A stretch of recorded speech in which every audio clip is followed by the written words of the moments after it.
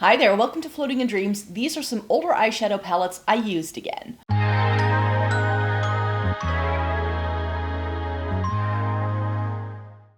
Welcome to everybody watching today. Thank you so very much for joining me. This video is going to be an overview of the eyeshadow palettes I went back to in May, and I selected some older palettes again that I truly know I love and adore, and I just want to get some more use out of them.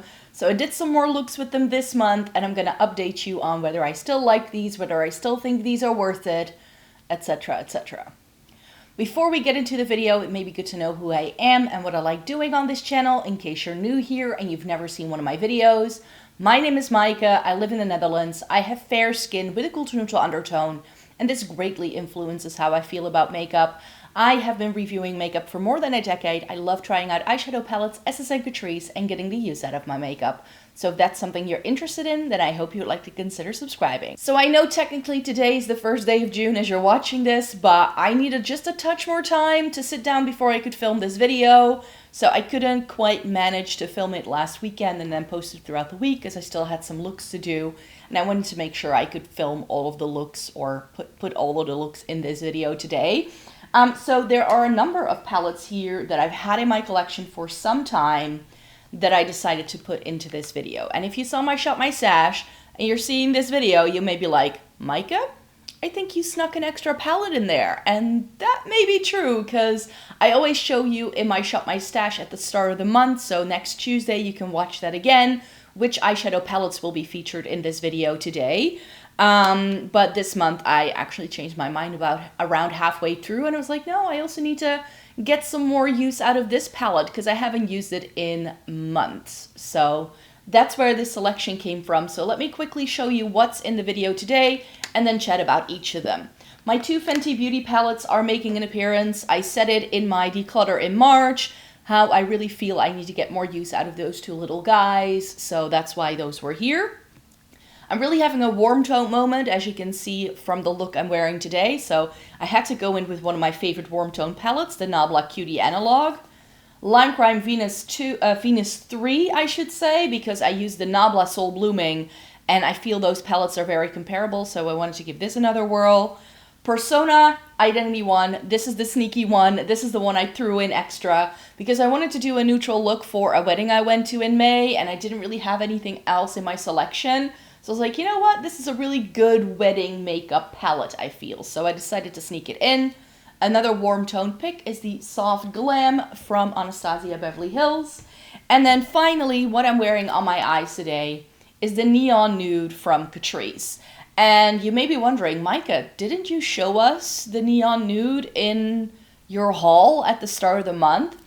That may be true because I did only purchase this just recently. So how, if this is a new palette, is this already in a older palettes I need to go back to? And that's because this isn't new to me. This is a repurchase. Which I know sounds completely strange, but I did have this before in my collection and at the time already did a review where I've tried all of the shades and I saw this on Cosmetic for Less and there were only a couple of things I really needed to get at the time for a video I was filming in April, and I didn't want to just place the order for those two things. So I threw in some extra palettes just to have a bit of fun. I put the ones that were new to me, which were by Eveline Cosmetics and Rude Cosmetics, in my makeup review for May, but I decided to put this one in this video because I knew this wasn't new to me. I knew I already liked the quality. And this is one that I had always regretted getting rid of. So that's why we're kicking things off in this video today with this one. So even though this looks barely used, I haven't even swatched it, but I'll make sure to link you to the review down below. I'll do that for all of these eyeshadow palettes I'm showing you today, because these are all palettes I've reviewed, I've done swatches with, I've done looks with already, either on the blog or as a YouTube video. So I'll make sure to put all of those links down below so you can have a look. So if you want to see swatches for this, then you can. And this time around, I ended up doing two looks with it.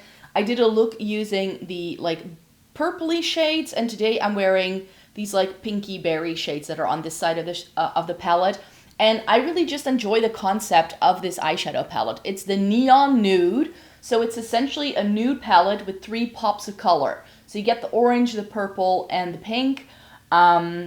This half of the palette, well, it's not really cool toned. I feel like the only cool tones we really get are these and maybe something over here. This is quite warm tone neutral. And then this side is a little bit more of those like reddish tones. And that's what I'm wearing on my eyes today. So the shades I'm wearing is like, I put the pink on the lower lash line. I'm not sure if you can still see, because I also used a little bit of my eyeliner by Victoria Beckham in the shade Cocoa to tightline my waterline. Because if I wear shades like this that have a little bit more red to them, I feel I need to anchor the look with either a black or a brown eyeliner to prevent it from looking like I'm really tired and I've got pink eyes. So I feel I needed the eyeliner just to make my eyes pop a little bit more and make it a little bit more sultry.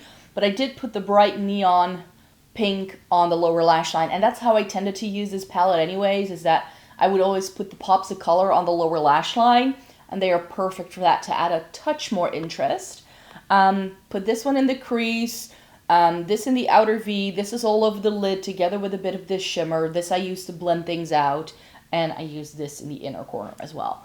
Now that I've used it again, I can see why I decided to declutter it, because it doesn't have enough light shades, save for like this one in the middle, but it's not even that light to function as an inner corner highlight. So this is a very mid-tone heavy palette. It doesn't have a lot of contrast, and I usually prefer my palettes to have a bit more contrast, but I'm really glad to own this again. The reason why I wanted to repurchase this is because it very much is the same quality as the Falling colors from Catrice that they've done before.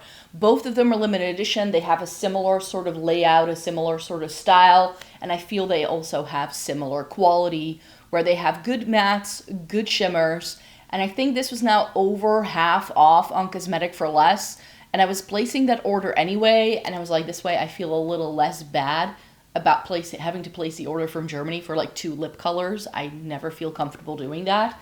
So I always try to get a little bit more, and this was one of the things I then selected, and I'm glad to have it again because it is really, really pretty. So that was the new to me / old to me eyeshadow palette that I wanted to throw in here. Let me get to the thing I threw in extra. As I mentioned, I selected the Persona Identity 1 to have in my selection for this month because I felt I needed something that was very neutral for a wedding I went to. And I think if you're looking for an eyeshadow palette that can really do that very classic wedding makeup kind of look, then I think the Persona Identity 1 is a really good one. This is especially good if you have brown eyes. This palette was apparently created with brown-eyed people in mind, so that may be why it works for me. But this is essentially a really pretty neutral palette. It's got cool tones, it's got warm tones, it's got smack in the middle neutrals, it has a little bit of everything. And what I like about this is that nothing in here is overly sparkly or has a lot of fallout. The mattes are soft and blendable, and the shimmers are more of this satin metallic. So the shimmers in this are never going to like overpower your look. And I wore this and just put in a red lip, and I thought it was a perfect wedding makeup look for sure. I was watching, or I had edited my makeup declutter in March, and I knew I had to go back to this. In the declutter, I decided to declutter my Persona Identity 2, but then I couldn't do it. So I always keep my declutter products around for a few months after I do the declutters to be very firm about what I want to get rid of, and like 95% of what I decide to get rid of in my videos, I end up giving away to friends and family or throwing out if it's too old. But sometimes there are products that, you know, in the spur of the moment of the declutter, I decide to get rid of something, and then a few weeks later I'm like, where's that palette? It's like, oh, it's in the declutter pile. So that's why I never get rid of the products I declutter. Also in my clothing declutters, I never get rid of it immediately. I do put it somewhere where it's not with the rest of my stuff.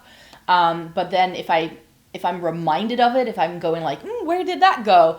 It's an indication to me that I shouldn't get rid of it just yet. It's like a reminder. However, if I forget about it and 3 months later I still haven't thought of the product, then I know it's like a good decision to get rid of this. So that's how I go about my declutters as well. So because I pulled that Persona Identity 2 out at the start of the month, I was reminded of this palette, and then I needed a good neutral for that wedding I went to, and 1 + 1 = 2, so that's why I ended up selecting this one extra for this month. But I also mentioned wanting to try this again because I had tried the Nabla Soul Blooming in a video like this a couple of months ago, and I feel they're pretty similar. This you can still get. If you go onto the Lime Crime website, you can still find the Venus 3. And here is what the color story looks like. You get some like peachy corals, like this half is a little bit more peachy neutral leaning, and then here you get some more like pinky purples. That's the way it kind of works for me. And where I usually always went in with this side of the palette, I decided to go in with some of these shades this time round, and I really enjoy that. So this peachy vibe, it's not like an orangey peach. I know that some people think that a peach always has to be orange, but essentially a peach can have a pink undertone, and some peaches therefore can work on me. And I feel this is one of those peaches that works because it has that slight pink undertone, and I felt the juxtaposition of the peach with this like goldeny peach shimmer. It has a little bit of a shift, I feel. It looks like a bronze in the palette, but I'm not sure if you can see that where last time I like used it, you can see where the shadow got a bit squashed, but it has this like peachy pink sort of sparkle through it. So I really enjoyed the combination of those two, and then juxtaposing it with the purples. That I feel worked really well. This purple isn't the most intense purple of your life. It is one that is a little bit more subtle, but this month, the theme really seems to be neutral eye, pop of color on the lower lash line. That's really what I was feeling, and that's what I feel this palette does really well, and I really enjoyed playing with this again. Another palette that I nearly decluttered a couple of years ago already, and then it's one of those palettes that was like sitting in a corner and that I thought I was going to get rid of, and then I didn't. I pulled it at the last minute, and then I was like very, very happy I did, because now I'm using it again. I'm like, yeah, is it exactly the same as the Nabla Soul Blooming? No, because the Soul Blooming has more periwinkle shades in, but it also has that peachy vibe combined with some blue leaning purples, and I feel that the purples in here are more like true purples. They pull a little bit more reddish purple, I would say. So for warmer skin people, this is perhaps even better than the Nabla was. The Nabla is long since discontinued. So I think this is still a good alternative if you missed out on the Nabla palette. But the Venus 3 was also on the declutter a very, very long time ago, and I decided to keep it in the end, and I'm so glad I did.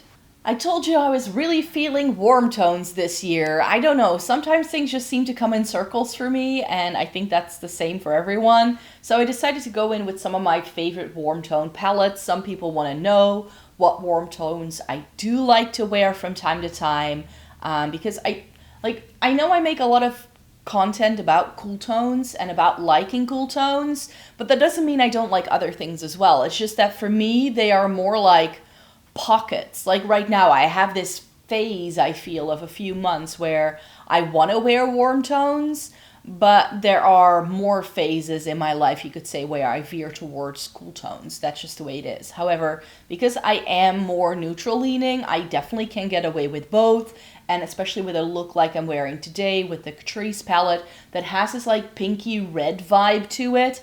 I feel because I have that slight cool tone in my undertone, those shades don't pull as warm on me as they might on other skin tones. And then if I anchor the look with an eyeliner, as I just explained, I feel I can still get away with it without it making me look super tired. And actually, when I was taking the pictures of that Catrice look I did, I felt like my eyes looked more green, and I feel that that is something that happens when I wear the right warm tones, especially if they have that hint of red. Purples is another thing that does that for me, which is why I enjoy purple eyeshadow so much. I have brown eyes, but combined with the right products, I can make them look more hazel and they'll pull lighter depending on how the light hits it. You'll see that there's a speck of green in there, and that's due to my parents. My dad has brown eyes, my mom has green eyes, so the apple doesn't fall far from the tree. I definitely have a combination of both, but I really feel I can alter the way my eye color looks by the eyeshadows I wear. If I wear navy blue eyeshadow, which I love, we all know a navy blue smoky eye is one of my favorite things to wear. And then I feel my eyes look really nice, deep brown. But if I wear something like this or something like this, I feel my eyes look lighter and they have that touch of green coming more to the forefront. That's just the way it feels to me anyways. I'm not sure if you can see it in any of these pictures, but in real life it definitely looks like that. So I like playing around with colors like that and having a little bit of color theory in the back of my head. And as I've mentioned so many times, whenever people have suggested I do a color analysis or get it done, or they suggest what color season I might be, I don't believe in that. I just want to wear what I like and what makes me feel good. And sometimes that's a very warm tone, spicy look like I can create with the Analogue from the Nabla Cutie range. And it still makes me feel like $1,000,000. So even though these may not be my best shades, I still enjoy wearing them. Same with a lilac like I'm wearing today. Lilac is not necessarily my best color, but sometimes I like wearing it from time to time. I just do. So yeah, Nabla Cutie palette Analogue.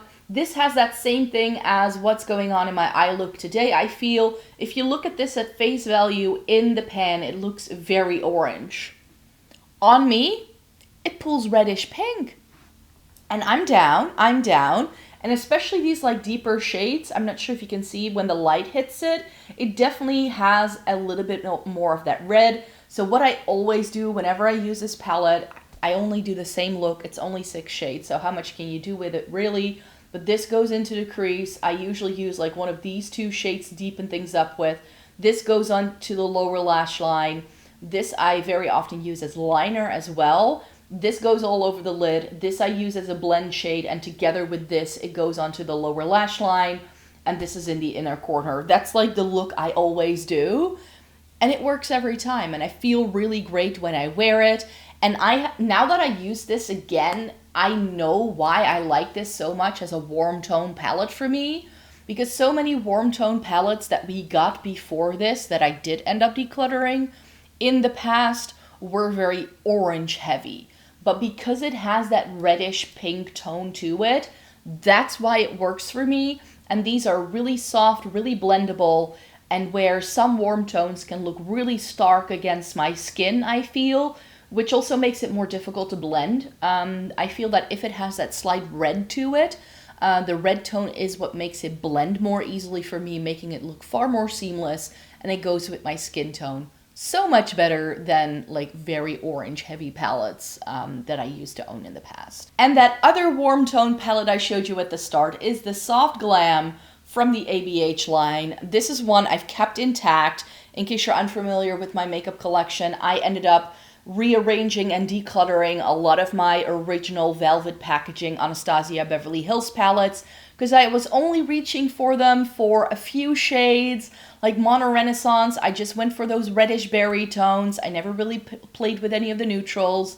In the Prism, there were only 3 shades I really liked. So I was like, why am I keeping around 6 palettes? Let's see if we can condense it down.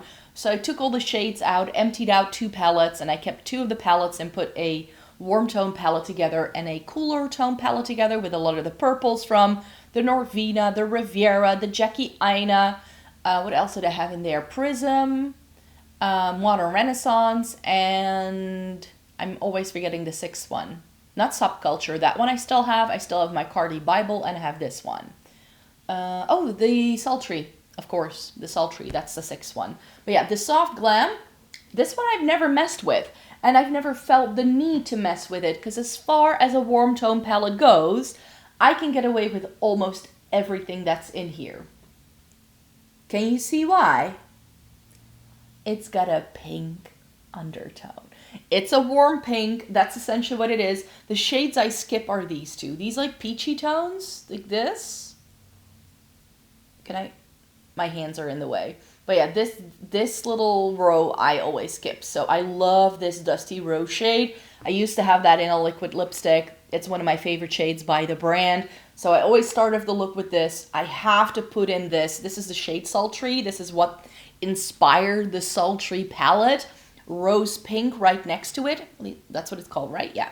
That one I like. This one is lovely as well. I like Cypress Umber, even though, you know, that was also in the Modern Renaissance, of course. But that's always been one of my favorite, like, darker neutral browns. Rustic is, it's a complicated shade. It has a bit more yellow running through it, I feel. And then, of course, Mulberry. Mulberry is great. It's got a black. I don't love this shade. I don't reach for that a whole lot, which is Bronze. And then I usually just use Glistening. Yes, Glistening or Tempera I use as an inner corner highlight. And that's pretty much how it goes. So there's, as far as how many shades I can use from this, whereas in the Modern Renaissance, I feel I always went for the same 4 shades whenever I played with that palette. I feel I get more options with this, and contrary to many of my other ABH palettes, there's like 3 or 4 shades that don't appeal to me in this, that I don't use at all. Whereas with other ABH palettes, it was the opposite, really, for me. So Soft Glam, I knew when I was hitting that warm tone spell earlier this spring, I knew that I had to put this one into one of these videos because I knew I was going to fall in love with it. And I definitely did. I did more than one look with it, I'm sure. But I already played with it very early on at the start of the month when I still had to fill my Shop My Stash. I was like, what eyeshadow shall I do? I was like, oh, I know I want to play with this, so let's go back to this one. And I think it's one of the best eyeshadow palettes that ABH has done, personally. I think this has to be my favorite together with Subculture. That it's a tie. This one for the spring, and then Subculture for the fall-winter season with multi-chromes. That's the way I like to use that one. But I've used it in this kind of video before, so it's probably going to make an appearance again in the fall time. I always select it at least once a year. And then finally, we have my little Fenty Beauty Snap Shadows, which the Fenty Beauty Snap Shadows, everybody hated. And I feel like the only person on the planet who likes these. And every year when I do my declutters, I'm like, I'm not reaching for them, but I enjoy this formula. Is this in-your-face kapow eyeshadow? No. But is it pretty? Yes. Is it nice? Yes. Is it more satin heavy, and does it create very few fallout situations? Also yes. So I feel that the Fenty Snap Shadows are really good if you have like mature lids and you struggle, or hooded eyes or something like that, and you struggle with eyeshadow falling down your face throughout the day. If you've never looked into these, give them a try because they're good. I've got 2 of them and I always use them in conjunction. Not because I have to, but because I can, because I have both. I have number 6, which is Smoky, which is the deeper one of the 2. And I always like this shade for the crease. And then I use number 2, which is the Cool Neutrals. And in here, I really enjoy that brighter purple for the pop of color on the lower lash line. I also like using this as an inner corner highlight. I like using these 2 pinky tones all over the lid, but also this taupey number is really pretty. So I always make a combination, and I forgot which combination I did this time. But do you just see that this is like essentially the deeper version of this? Like you also get that plum, and then you get some depth, and together they just give me the contrast I want. Like this by itself, boring, bland. But together, like this is a little bit too deep if I only use these 2 shades, or these 6 shades, but together, it's a match made in heaven. Do I say that you need to get both of these in order to get a full look? No, you can definitely create a full look with just either one. I just happen to have both because I wanted to really sort of try the brand, and I was like, if I just get one, I don't think I'll get the information I need to be able to review it. And from the start, these 2 pegged me as great companion palettes, and they're meant to like snap together as well. I don't remember how it works, but you should be able to like, yeah, there we go. You can like snap them together. So also if you're traveling a lot, you can easily like put your own little spin on things and create your own little customized situation. They used to come in a whole range. I'm not sure if they still do all of the colors, but if you're looking for natural, soft makeup, eye look-wise, that is easy to use, that never looks like too much, and it does give you options, definitely look into the Fenty Beauty. And those were all of the eyeshadow palettes that I went back to in May. I really hope you enjoy watching this video. I have been struggling a little bit to post this video within the like old month, you could say. So like the month in which I'm using them. So I think I want to make this eyeshadow video a regular recurrence still, but do it at the start of the new month, because I really think there is no issue there. To move it into like the first weekend of a new month, I think that can work. And that way I have a little bit more time to film the video and like do all the looks and do everything. That way we can space it out a little bit better, and then I'll just move my monthly haul, like I did this time, forward just a touch so that I can talk about those new products a little bit more quickly, and then it'll make sense. So yeah, thank you so very much for joining me here today. I really hope you enjoyed watching it. Let me know in a comment down below what older eyeshadow palettes you've used again. I definitely want to keep this video series going because I want everyone to go back to their older palettes. We don't need to just use the new stuff. We also need to be excited for going back to the things we know we love, because why would we buy this much makeup and have this much money that we spend on all these beautiful products to have them sit in a drawer and never use them again? That's my philosophy. That's why I like doing this video. Also to hold myself accountable, but also just to really play with my makeup again and just really enjoy all of these older bits that I know I love. So thank you so very much for joining me. Thumbs up the video if you liked it. Subscribe to the channel if you'd like to see more by me. I make new videos every single week, so I hope to see you again in the next one. And then I hope you have a really, really great day. Take care, everybody. Bye-bye.